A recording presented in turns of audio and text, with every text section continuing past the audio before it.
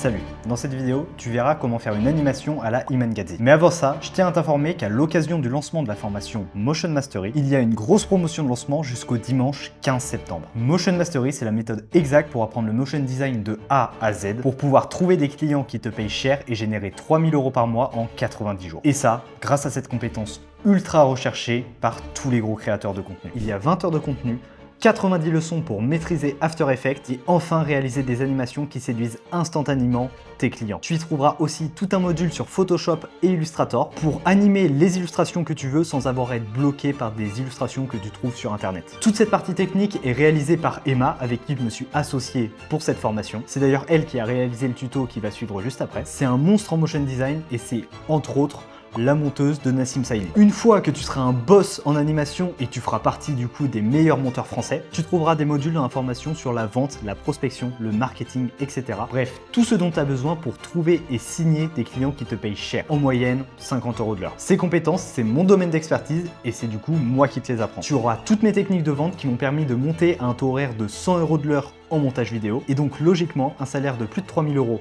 par mois, et ça en travaillant 1 à 2 heures par jour, et encore pas tous les jours. Donc si tu veux booster ta carrière de monteur, j'ai préparé une masterclass gratuite. Tu y trouveras l'erreur qui actuellement t'empêche de vivre du montage confortablement, le nouveau type de client à cibler qui va te permettre d'atteindre les 3000 € par mois et comment développer les compétences nécessaires pour signer ce type de client. Et je t'explique aussi dans cette vidéo comment tu pourras rejoindre la formation Motion Mastery si elle t'intéresse. Et tu pourras aussi bénéficier de la promotion de lancement qui se termine ce dimanche, ainsi que du suivi personnalisé pour les 5 premières personnes qui prennent un appel à la suite de cette vidéo. C'est le premier lien en description, alors fonce. Sur ce, je te laisse pour le tuto avec Emma. Hello tout le monde, aujourd'hui on va regarder comment faire cette animation qui provient d'une vidéo d'Iman Gadzhi.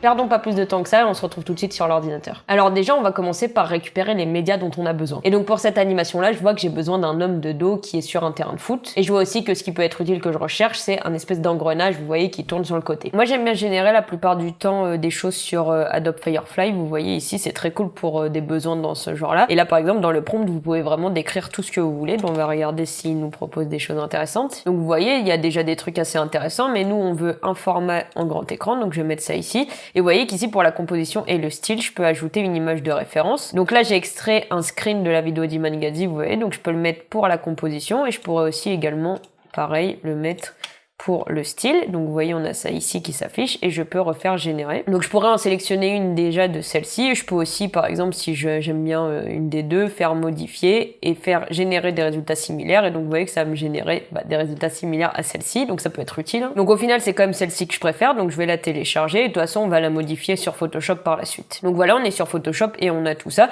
Donc déjà, je vais enlever le 1 ici parce que nous, on veut que ce soit un fond blanc. Donc pour ça, je peux prendre mon outil de lasso, sélectionner la partie que je veux remplacer. Je peux aller ensuite dans édition, remplissage génératif. Et là, c'est pareil, l'intelligence artificielle de Photoshop. Je vais juste faire générer. Et voilà, ça me propose différentes choses. Je vais dupliquer mon calque ici. Et là, ce qu'on veut faire, c'est qu'en fait, on veut avoir le fond seul sur une couche et le personnage seul sur une couche. Donc pour ça, je vais prendre cet outil-là pour juste détourer notre personnage. On va dire que je suis satisfaite comme ça. Je peux faire CTRL-J pour, vous voyez, avoir juste le calque de l'homme sur une seule couche. Et ensuite, mon arrière-plan, je veux pas qu'il y ait l'homme au milieu, justement, je veux juste qu'on ait le terrain de foot. Donc pareil, je vais sélectionner tout ce que je veux enlever et je fais édition, remplissage génératif et générer. Et là, pareil, souvent, ils me mettent plusieurs choix différents. Vous pourrez régénérer s'il y en a aucun qui vous plaît. Bon, voilà, on va dire que c'est celui-là. Et du coup, là, vous voyez, on a l'homme d'un côté et le terrain de l'autre. Et c'est très bien. Bien, maintenant, la dernière chose qui nous manque, c'est un engrenage parce que la pluie et les flashs, on va les faire directement sur After Effects. Donc moi, j'aime bien le site Victizy parce qu'il y a plein de choses gratuites qui peuvent être très cool. Donc vous voyez, je tape engrenage. Je vous conseille juste d'aller trier par licence et d'aller sur licence gratuite, comme ça vous êtes sûr de trouver des choses gratuites. Et là vous pouvez télécharger ce qui vous plaît le plus. Bien, et maintenant qu'on a tout ce qu'il nous faut, on peut passer sur After Effects pour animer tout ça. Donc je crée une composition. On veut qu'elle soit à 25 images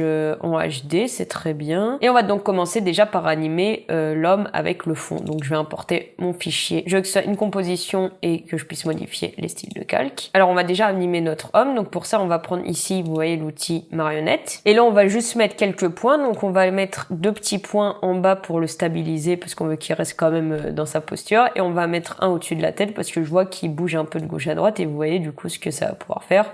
On va pouvoir le déplacer. On pourrait éventuellement en placer aussi au niveau de ses mains. Et on va du coup animer tout ça. Donc sur mon filet 1 de la marionnette dans déformation, vous voyez qu'on a des points affichés, c'est nos images clés. Et donc nous, on va le faire bouger très très doucement. Donc peut-être qu'on va se mettre à 2 secondes. Qu'on va le faire aller un petit peu sur le côté. On va aller à 4 secondes. Le remettre un peu au milieu. Aller à 6 secondes. Le mettre un petit peu sur le côté. On pourrait le faire même de manière un petit peu plus subtile en vrai.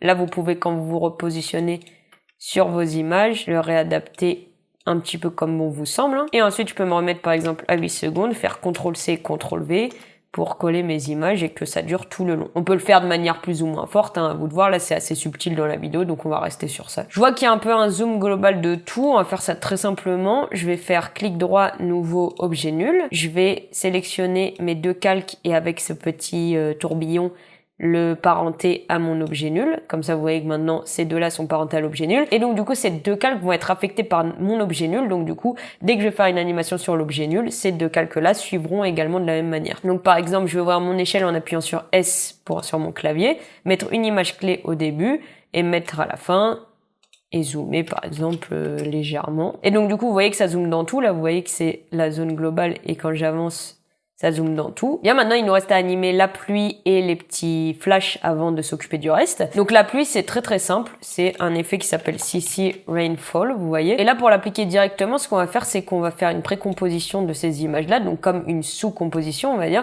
Je vais tous les sélectionner. Clic droit, précomposition. Là, je peux taper homme sur terrain pour m'y retrouver. Je fais OK, donc vous voyez que ça me crée une nouvelle composition. On va pouvoir appliquer directement les effets. Et là, vous voyez que je peux glisser mon effet Rainfall dessus. Et je pense que vous voyez déjà le principe. Limite, on n'a même pas besoin de modifier tant que ça, puisque ça ressemble déjà assez. On pourrait bien évidemment, vous voyez, les drops. Ça fait qu'il y en ait plus ou moins. Il y a la taille. On pourrait modifier la profondeur. Vous voyez, le wind, est-ce que c'est un petit peu de côté ou pas? Pour un peu plus de réalisme, on va dire. L'opacité, si on veut que ça se voit beaucoup ou pas. La couleur aussi. Donc, par exemple, on pourrait mettre un truc un peu bleu, si on veut. Bref, vous voyez un peu de toute façon l'idée. Et ensuite, je vois qu'il y a des petits flashs. Donc là, on va faire un clic droit nouveau et créer un calque d'effet. Vous voyez qui s'affiche ici. Et on va lui appliquer l'effet lumière parasite. C'est ça qui va nous faire nos petits flashs. Que je glisse sur mon calque d'effet. Ça me fait un petit peu un flair. Donc nous, on veut pas que ce soit qu'il y en ait 2 comme ça. On va se mettre en 105. Je peux ensuite régler, vous voyez, la part de l'original ici. Je peux modifier l'intensité. C'est ça qu'on va animer pour faire le flash d'ailleurs. Et après, ici, c'est pour régler à quel endroit vous voulez que ce soit. Mais on peut le déplacer également comme ceci. Donc on va par exemple en mettre un ici. Je sais pas, dans les gradins, quelqu'un le prend en photo. Et pour notre animation, on va mettre une image clé sur l'intensité de la lumière. Vous voyez que si j'appuie sur U, ça m'affiche mes images clés. Et donc, nous, on veut qu'ils partent de 0. On va aller à 2 images. On peut faire CTRL et la flèche de droite pour avancer de 2 images. Vous voyez, si je zoome, hop, je suis à 2 images. Se mettre, par exemple, je sais pas, à 150. Est-ce que c'est trop? Voilà. Après, se remettre à une image et se mettre à 0 parce qu'on veut que ce soit très furtif. Vous voyez un peu l'idée. On pourrait augmenter ou baisser ça aussi. Peut-être d'ailleurs qu'on va le laisser à 0, c'est peut-être mieux. 0, 130, 0. Et ça, par la suite, ce qui est bien, c'est que je vais pouvoir cliquer sur ma lumière parasite ici, faire CTRL-D. Vous voyez que ça me crée une lumière parasite 2 et qu'on va pouvoir modifier avec ça, par exemple, ou directement d'ailleurs ici, pour le mettre à un autre endroit. Donc, par exemple, il y a un flash qui vient ici. Et là, si j'appuie sur U et que j'ouvre mes images clés, je vois que j'ai ma lumière parasite 2 et je peux sélectionner ces images clés-là et le décaler pour pas que le flash se fasse en même temps. Et après, par la suite, on peut redupliquer notre lumière parasite 2, la déplacer, par exemple, j'en sais rien, ici, appuyer sur U pour voir mes images clés. Vous voyez, lumière parasite 3, je pourrais le décaler un petit peu. Je pense que vous voyez un peu l'idée de toute façon. Et faire ça jusqu'à ce qu'on soit satisfait des petits flashs qu'il y a un petit peu partout. Et je suis en train de me dire justement que c'est pas très naturel en soi que ça soit par-dessus lui parce que c'est censé être pris depuis lui. Je peux donc le copier, le coller ici et le mettre du coup derrière l'homme. Comme ça, vous voyez que ça va faire la lumière sur le terrain,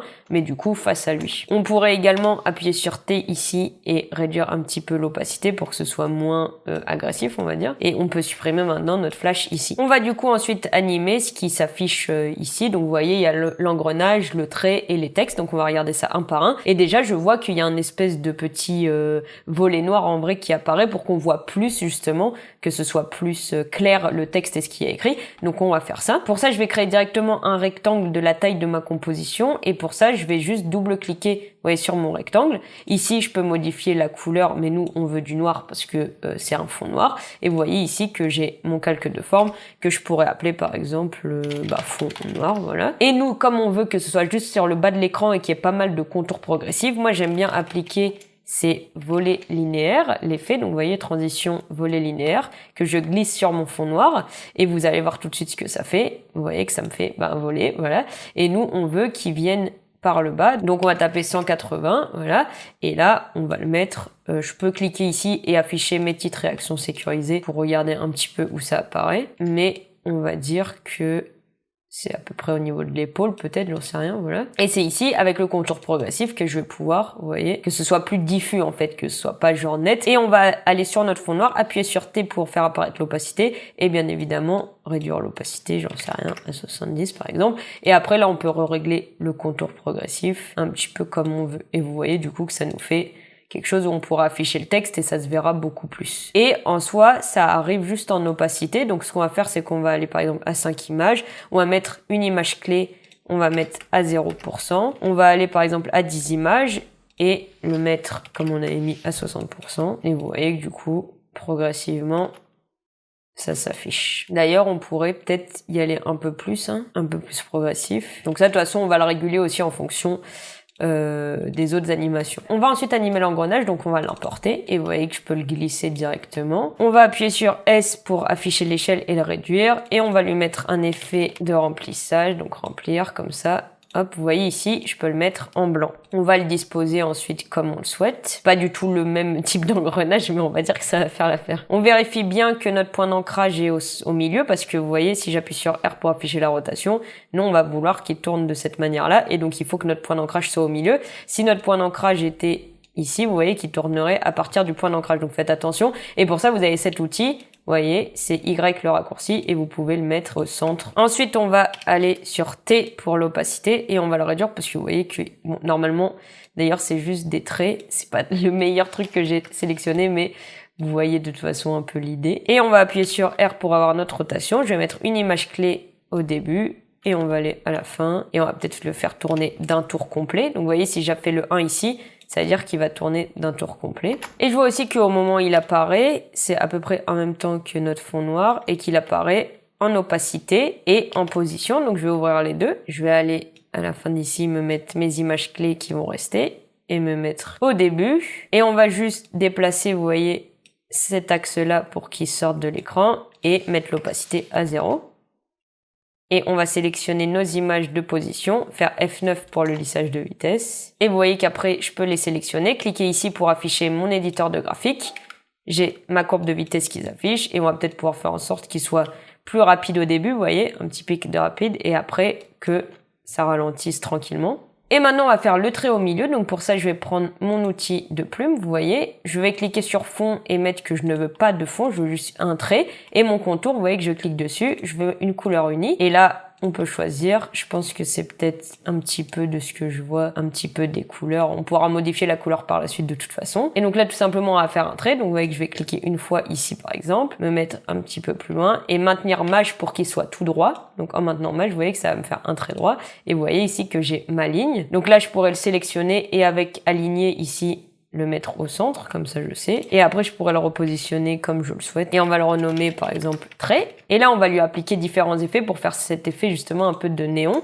Donc moi, j'aime bien appliquer de l'ombre portée. Donc sur mon trait, je mets tout le temps la distance à 0, le lissage par exemple à 20, et nous on veut justement que ce soit une couleur un peu bleue, et on va peut-être même reprendre cette couleur là pour voir. Je peux après le dupliquer, donc CTRL D, et vous voyez qu'ici je vais modifier mon lissage pour le mettre à 80, et on va mettre ensuite de la lueur diffuse, donc lueur diffuse, hop. Pour ça on veut la même couleur que ce qu'on avait sélectionné là, donc je peux prendre ma pipette et sélectionner ceci, et vous voyez déjà ce que ça me fait, c'est très sympa. Et ensuite on pourrait modifier des choses sur la lueur diffuse, se mettre les couleurs A et B, triangle, j'ai mis dans le ci, et on peut aussi dupliquer, donc CTRL D, vous voyez si je le duplique ça me refait encore plus de lueur. Maintenant qu'on a ça, on veut l'animer aussi, donc là je vais mettre par exemple pareil au moment où tout apparaît. Je vais ouvrir mon trait, on veut ajouter réduire les tracés, c'est ça qui va nous le faire apparaître. J'ouvre réduire les tracés et vous voyez, c'est avec ça qu'on va pouvoir jouer sur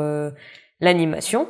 Donc je vois que ça vient du milieu, donc nous ce qu'on va faire c'est qu'on va mettre une image clé sur la fin et mettre à 50%, vous voyez, pour que ce soit au milieu, et une image au début et pareil à 50%. Et vous voyez du coup que quand je vais revenir à 0 et là me mettre à 100, ça va pouvoir s'étirer du milieu, c'est ça qu'on veut justement. Donc là par exemple on va se mettre ici, on va se mettre le début à 0 et la fin à 100%. Et vous voyez que ça va nous faire ce petit trait qui s'ouvre. Je peux sélectionner mes images, clic droit, assistant d'image, lissage de vitesse. Et là on pourrait modifier après peut-être aussi la courbe, que ça aille un petit peu plus vite au début et que ça ralentisse, vous voyez. Vous voyez que la courbe ici, ça va vite et après, hop, ça ralentit. Et donc maintenant, il nous reste à animer les 3 textes. Et donc là, ce qu'on va faire pour pas se casser la tête, c'est qu'on va animer le petit cercle qui se dessine et un texte. Et après, on va dupliquer et on va juste changer le texte parce que comme vous voyez, c'est exactement la même animation, juste avec le texte qui a changé. Donc nous, on essaye de gagner le plus de temps possible et justement de dupliquer quand c'est possible et quand on peut se le permettre, quoi. Et donc pour le texte que je vois, c'est du coup une ellipse, vous voyez, qui se dessine un peu avec les mêmes attributs que notre trait.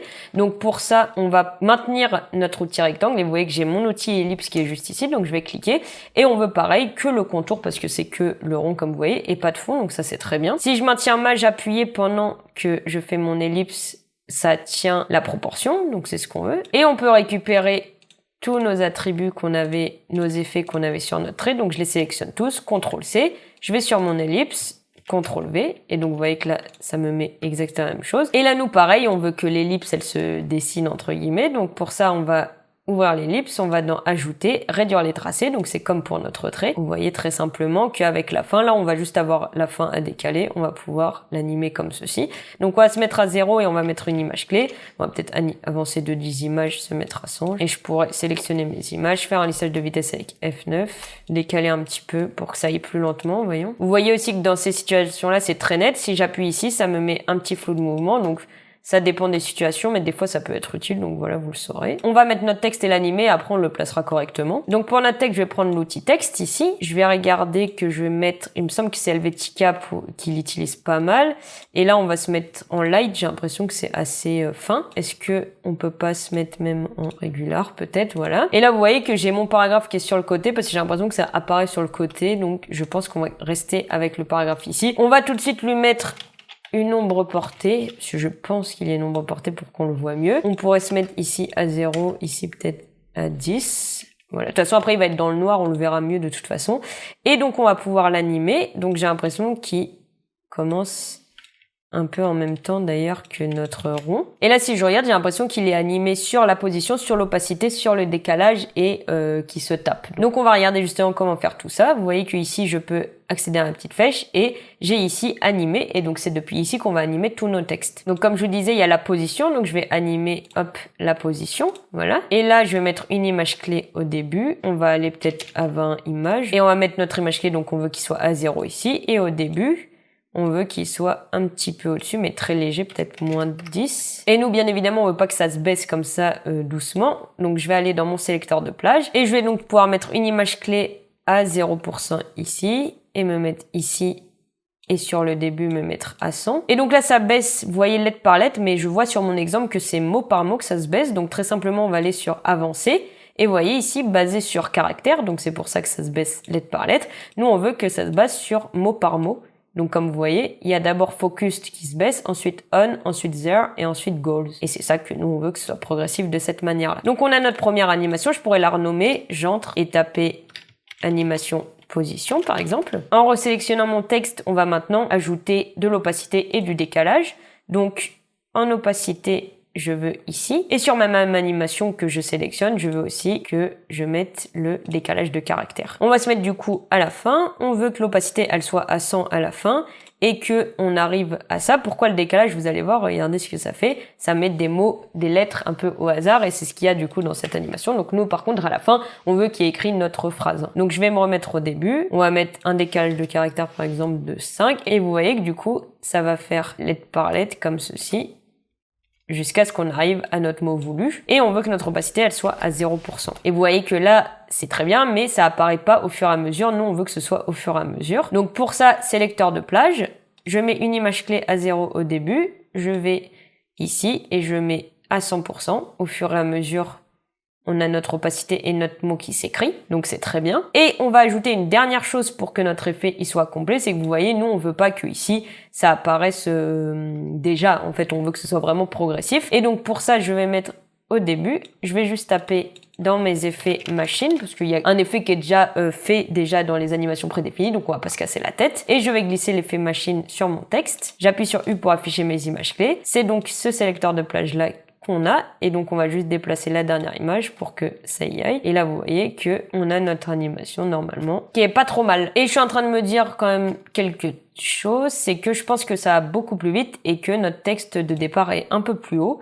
Donc on va juste le mettre un petit peu plus haut. Et si on veut que ce soit plus rapide, et ben tout simplement, on sélectionne nos dernières images clés et je les avance un petit peu. Et on va juste modifier notre timing et je pense que on sera bon pour le texte. Et on va juste augmenter la taille de notre texte et on va créer une précomposition, comme ça on pourra le placer et en plus après on pourra dupliquer la précomposition et on aura juste besoin de changer le texte pour écrire les autres textes. Donc je vais sélectionner mon ellipse et notre texte, je vais faire clic droit précomposition, je vais écrire par exemple texte 1, j'appuie sur OK, donc là on a notre texte 1. Je vais pouvoir ensuite dans mon projet aller sur ma composition texte 1, faire CTRL D pour la dupliquer, donc là j'ai mon texte 2 qui s'est affiché, et là il est indépendamment de l'autre. Donc là je vais pouvoir écrire du coup le deuxième texte, et on va encore une fois dupliquer, CTRL D, donc notre texte 3 qu'on va ouvrir, vous voyez ici, et là on va mettre le dernier texte. On va retourner sur notre composition de l'animation, et on peut glisser ensuite notre deuxième texte et notre troisième texte. Je vais pouvoir sélectionner les trois, appuyer sur S pour contrôler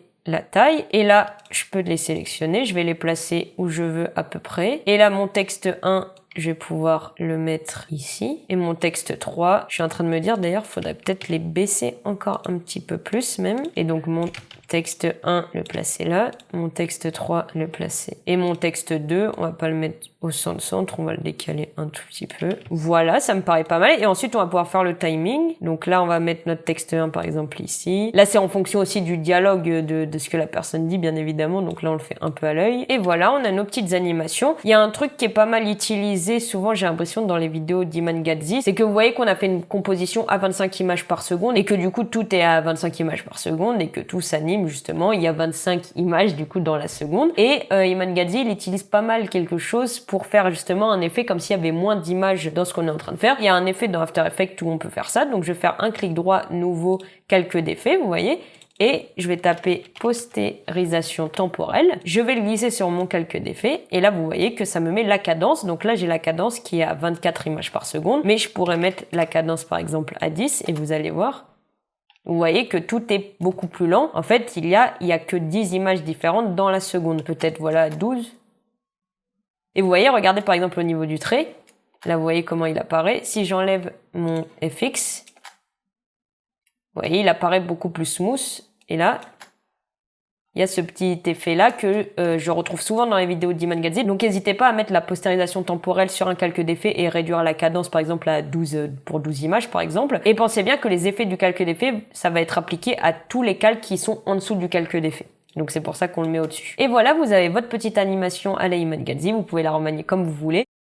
Je vous laisse le projet After et les médias dans la description de la vidéo, comme ça vous pouvez aussi le télécharger de votre côté et regarder un peu plus dans le détail. Voilà, j'espère que vous aurez appris 2-3 trucs et que ça vous aura plu. Et moi je vous retrouve bientôt dans la formation Motion Mastery pour d'autres animations. Ciao! Si ce tuto t'a plu et que tu veux aller encore plus loin, je te rappelle que tu peux profiter de la réduction de lancement sur Motion Mastery jusqu'à ce dimanche. Je t'encourage vraiment à regarder la masterclass que j'ai faite qui t'expliquera toute la partie sur la vente pour trouver et signer des clients qui te payent cher. C'est un très bon complément à ce tuto qui lui se penche uniquement sur la partie technique du motion design et je te le rappelle, c'est le premier lien en description. Tu y verras l'erreur qui t'empêche actuellement de vivre du montage confortablement, le nouveau type de client à cibler qui va te permettre d'atteindre les 3000 € par mois et comment développer les compétences nécessaires pour trouver et signer ce type de client. On se retrouve là-bas, c'était Sylvain Evo, out.